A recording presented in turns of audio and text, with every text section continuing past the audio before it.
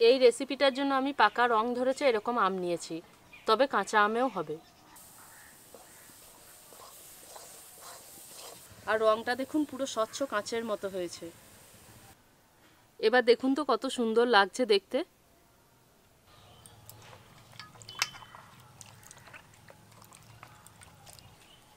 আপনারা অনেকেই বলেছিলেন আচার দেখানোর জন্য, যেটা কিন্তু রোদে দেওয়ার কোনো ঝামেলাই থাকবে না।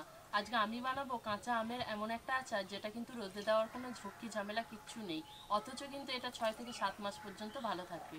তার জন্য 4টে মতো কাঁচা আম আমি পেড়ে নিয়ে ভালো করে ধুয়ে নিচ্ছি। এবার কেটে নেব। আমের খোসাটাকে এখন ভালো করে ছাড়িয়ে নেব।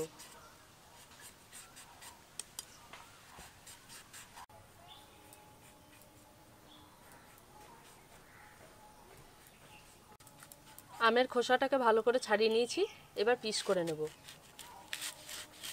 এই আচারটা বানানোর জন্য কিন্তু আটির দিকটা নেব না।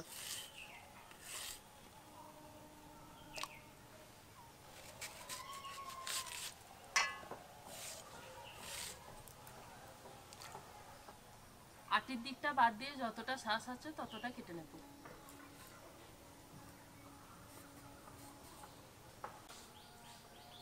এই আচারটা বানানোর জন্য আমি এখানে কাঁচা আম নিয়েছি, তার সাথে সাথে একটু রং ধরেছে সেরকম আম নিয়েছি, তবে কিন্তু খুব বেশি পেকে গেলে হবে না।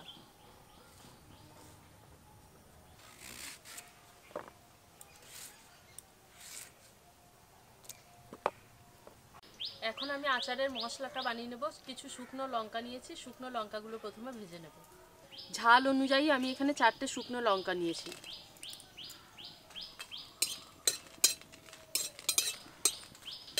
লঙ্কাগুলো হালকা করে ভেজে নিয়েছি। এখন এর মধ্যে দিয়ে দেবো 1 চা চামচ পরিমাণ গোটা জিরে, গোটা ধনে দেবো 1 চা চামচ, হাফ চা চামচ 5 ফোড়ন দেবো। সব মশলাগুলোকে এবার শুকনো কড়াইতে ভালো করে ভেজে নেব। মশলাগুলো ফুটতে শুরু করেছে, এবার নামিয়ে নেব। কড়াইতে পরিমাণ মতো জল দেব। কেটে রাখা আমগুলো এবার জলের মধ্যে দিয়ে ভালো করে সেদ্ধ করে নেব।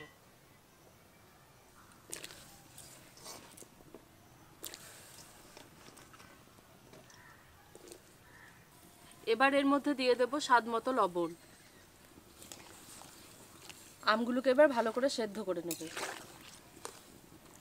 ভেজে রাখা মশলাটা ঠান্ডা হয়ে এসেছে, এবার গুঁড়ো করে নেব।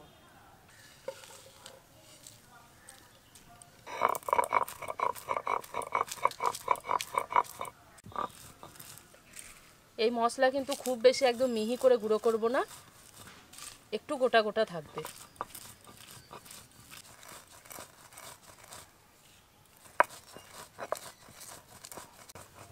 মশলাটাকে কিন্তু আর এর থেকে বেশি গুঁড়ো করব না, দেখুন একটু গোটা গোটাই আছে। আমগুলো সেদ্ধ হতে দিয়েছিলাম, আমগুলো কিন্তু ভালো মতো সেদ্ধ হয়ে গেছে, এবার নামিয়ে নেব। আচারটা বানিয়ে নেওয়ার জন্য এবার কড়াইতে পরিমাণ মতো সরষের তেল দেব। তেলের মধ্যে দিয়ে দেব সামান্য পরিমাণ 5 ফোড়ন। এবার এর মধ্যে সেদ্ধ করে রাখা আম দিয়ে দেব।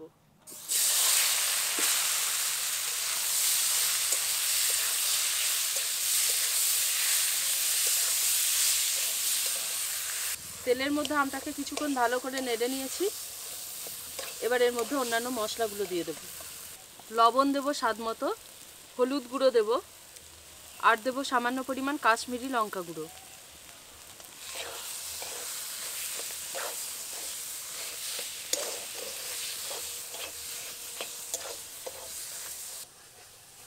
সমস্ত মশলাগুলোকে ভালো করে মিশিয়ে নেব। আর এখন দেখছেন যে কড়াইয়ের সাথে লেগে গেছে, এটা কিন্তু নাড়তে নাড়তে আস্তে আস্তে ছেড়েও যাবে।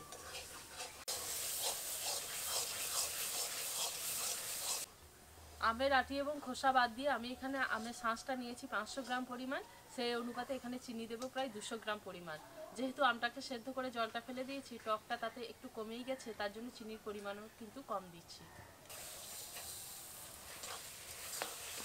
এবার চিনিটাকে ভালো করে মিশিয়ে নেব, আর ভালো করে নাড়তেও থাকবো। এখন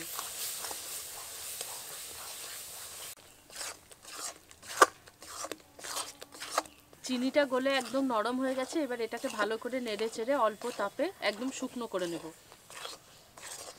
আমের কালারটা কিন্তু এখন বেশ অনেকটাই চেঞ্জ হয়ে এসেছে, আর দেখুন বেশ কাঁচের মতো হয়ে গেছে। এখন এর মধ্যে ভাজা গুঁড়ো মশলাটা দিয়ে দেব, অল্প অল্প করে দিয়ে ভালো করে মিশিয়ে নেব।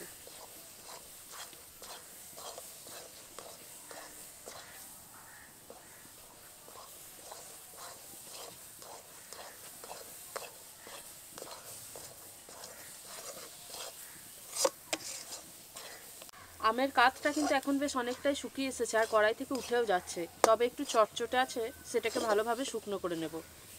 আর এখন রংটাও দেখেছেন পুরো কাঁচের মতো হয়ে গেছে, কতটা স্বচ্ছ হয়েছে। আমের আচারটা এখন বেশ অনেকটাই শুকনো হয়ে এসেছে, আর রংটা দেখুন পুরো স্বচ্ছ কাঁচের মতো হয়েছে। এই আচারটাকে একদম বেশি দিন পর্যন্ত ভালো রাখার জন্য এর মধ্যে সামান্য পরিমাণ ভিনিগার মিশিয়ে দেব। 1 চা চামচ ভিনিগার দিয়ে দেব, ভালো করে মিশিয়ে নেব।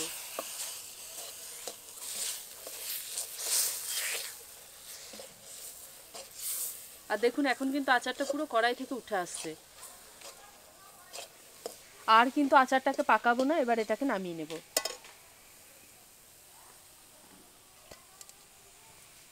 আচারটাকে এখন ভালো করে নেড়ে চেড়ে ঠান্ডা করে নেব।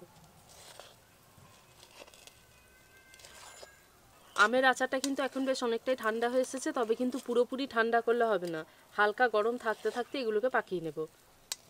আচারটাকে পাকানোর সময় হাতের মধ্যে সামান্য পরিমাণ সর্ষের তেল মেখে নেব, তাহলে কিন্তু আর আচারটা হাতের মধ্যে লাগবে না। অল্প পরিমাণ নিয়ে ভালো করে পাকিয়ে নেব। এই দেখুন সুন্দরভাবে পাকানো হয়ে যাচ্ছে, অথচ কিন্তু হাতের মধ্যে আর লাগছে না। আর দেখতে দেখুন তো কত সুন্দর লাগছে। সামান্য পরিমাণ নিয়ে হাতের মধ্যে ভালো করে পাকিয়ে নেব। রোদে শুকনো করার ঝামেলা ছাড়াই এরকম আচার কিন্তু আম কেটে সঙ্গে সঙ্গেই বানানো যায়। আর এটা কিন্তু বেশ অনেকদিন পর্যন্তই ভালো থাকে, যেহেতু ভিনিগার দিয়েছি, আর খেতেও কিন্তু দারুণ সুস্বাদু। পুরো আচারটাকে এভাবে আমি গোল গোল করে পাকিয়ে নেব। এবার দেখুন তো কেমন লাগছে দেখতে। আচারের বলগুলো এখন একটু গরম আছে, পুরোপুরি ঠান্ডা হলে তারপরে এটাকে কন্টেনারে ভরে রেখে দেবো। আর এই আচারগুলো কিন্তু এমনি বাইরেও রাখা যেতে পারে, ফ্রিজেও রাখা যেতে পারে। ফ্রিজে রাখলে কিন্তু আরও বেশি দিন পর্যন্ত ভালো থাকবে, আর বাইরে রাখলে 6 থেকে 7 মাস পর্যন্ত ভালো থাকবে। রোদ্রে দেওয়া ঝামেলা ছাড়াই আজকে বানালাম কাঁচা আমের আচার। কেমন লাগলো অতি অবশ্যই জানাবেন, পারলে বাড়িতেও একবার তৈরি করে দেখতে পারেন, আশা করি ভালোই লাগবে। আর ছোট থেকে বড় সবার ভীষণ পছন্দ হবে, কারণ এই আচারের টেস্ট কিন্তু ভীষণ সুন্দর, ভীষণ সুস্বাদু হয়। আজকের রেসিপিটা এখানেই শেষ করছি, দেখা হচ্ছে পরের ভিডিওতে নতুন একটা রেসিপির সাথে। সবাই খুব ভালো থাকবেন, সুস্থ থাকবেন।